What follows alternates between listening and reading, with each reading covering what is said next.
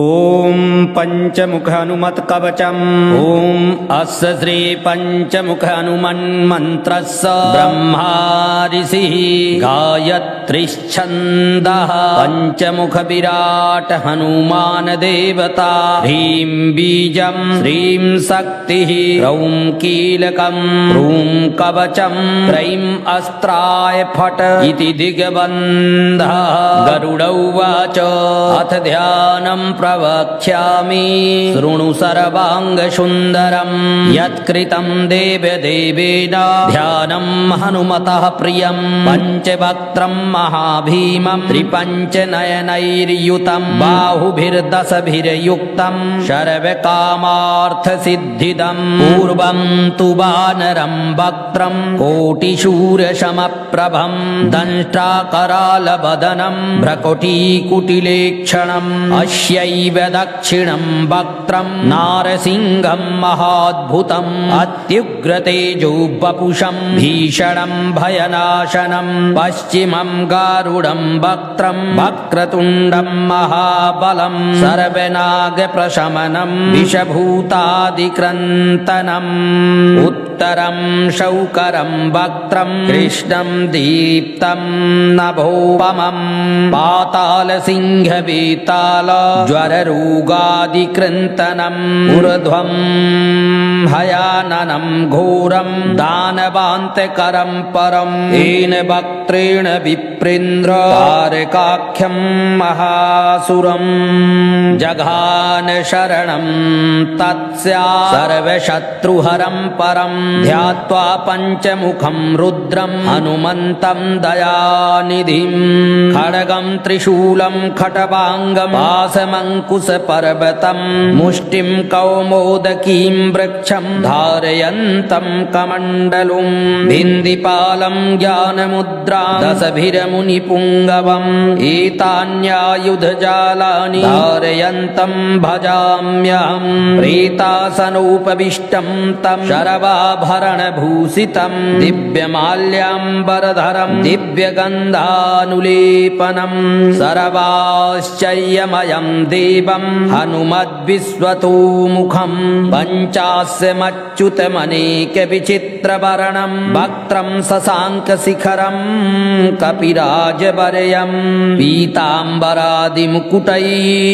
पीताम्बरादिमुकुटैरुपशोभिताङ्गं पिङ्गाक्षमाद्यमनिशं मनसा स्मरामि मर्कटेशं महोत्साहं सर्वशत्रुहरं परं शत्रुं संहर मां रक्ष श्रीमन्नापदमुद्धर ॐ हरिमर्कटमर्कटमन्त्रमिदं परिलिख्यति लिख्यति वामतले यदि नश्यति शत्रुकुलं यदि मुञ्चति मुञ्चति वामलता ॐ हरिमर्कटाय स्वाहा ॐ नमो भगवते पञ्चवदनाय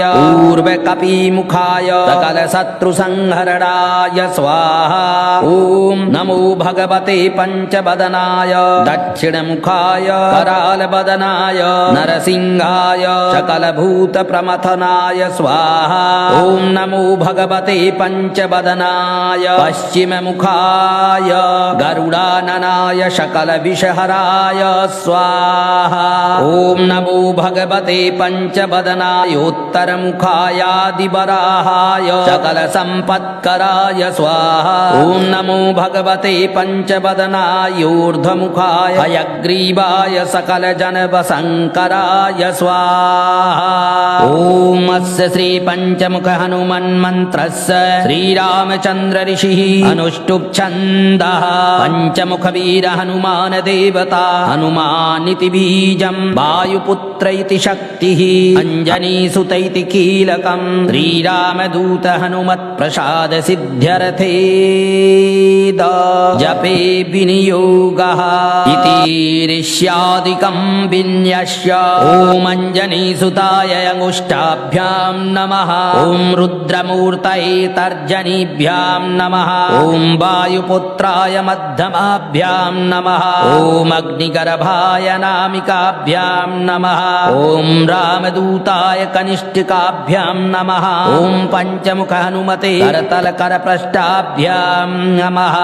ॐ अञ्जनीसुताय हृदय हृदयाय नमः ॐ रुद्रमूर्तये शिरसि स्वाहा ॐ वायुपुत्राय शिखायै वषट् ॐ अग्निगर्भाय कवचाय हुम ॐ रामदूताय नेत्रत्रयाय वौषट् ॐ पञ्चमुख हनुमते अस्त्राय फट् ॐ पञ्चमुख हनुमते स्वाहा वन्दे वानरनारसिंहखगरारूढास्वपवक्त्रान्वितं दिव्यालङ्करणं त्रिपञ्चनयनं देदीप्यमानं रुचा हस्ताब्जैरसिखेटपुस्तकसुधा कुम्भाङ्कुशाद्रिं हलं खड्वाङ्गं फणिभूरुहं दशभुजं सर्वारिवीरापहम् ॐ श्रीरामदूतायाञ्जनेयाय वायुपुत्राय महाबलपराक्रमाय सीतादुःखनिवारणाय लङ्कादहनकारणाय महाबलप्रचण्डाय फाल्गुनशखाय कोलाहल सकलब्रह्माण्डविश्वरूपाय सप्तसमुद्रनिर्लङ्घनाय पिङ्गलनयनाय अमितविक्रमाय शूरबिम्बफलसेवनाय दुष्टनिवारणाय दृष्टिनिरालङ्कृताय सञ्जीवनी सञ्जीविताङ्गद लक्ष्मणमहाकपिसैन्यप्राणदाय दशकण्ठविध्वंसनाय रामेष्टाय महाफाल्गुनशखाय सीतासहित समवरप्रदाय सटये प्रयोगागम पञ्चमुखवीर हनुमन्मन्त्रजपे विनियोगः ॐ हरिमरकटमरकटाय बं बं बं बं बं वौषट् स्वाहा ॐ हरिमरकटमरकटाय फं फं फं फं फं फट् स्वाहा ॐ हरिमरकटमरकटाय खें खें खें खें खें मारणाय स्वाहा ॐ हरिमरकटमरकटाय लुं लुं लुं लुं लुं आकर्षित सकल संपत्कराय स्वाहा ॐ हरिमरकटमरकटाय धं धं धं धं धं शत्रुस्तम्भनाय स्वाहा ॐ टं टं टं टं टं कूर्ममूर्तये पञ्चमुखवीर हनुमते परयन्त्र परतन्त्रोच्चाटनाय स्वाहा ॐ गं खं गं घं डं चं छं जं झं अं टं ठं डं ढं लं तं थं दं दं नं पं फं बं बं मं यं रं लं बं सं सं सहं सहं लं छं स्वाहा ॐ पूर्वकविमुखाय पञ्चमुख हनुमते टं टं टं टं टं सकलशत्रुसंहारणाय स्वाहा ॐ दक्षिणमुखाय पञ्चमुख हनुमते करालवदनाय नरसिंहाय ॐ ह्रां ह्रीं ह्रूं ह्रैं ह्रौं ह्रः सकलभूतप्रेतदमनाय स्वाहा ॐ पश्चिममुखाय गरुडाननाय पञ्चमुख हनुमते मं मं मं मं मं सकलविषहराय स्वाहा ॐ उत्तरमुखायादिवराहाय लं लं लं लं लं नृसिंहाय नीलकण्ठमूर्तये पञ्चमुख हनुमते स्वाहा ॐ ऊर्ध्वमुखाय हयग्रीवाय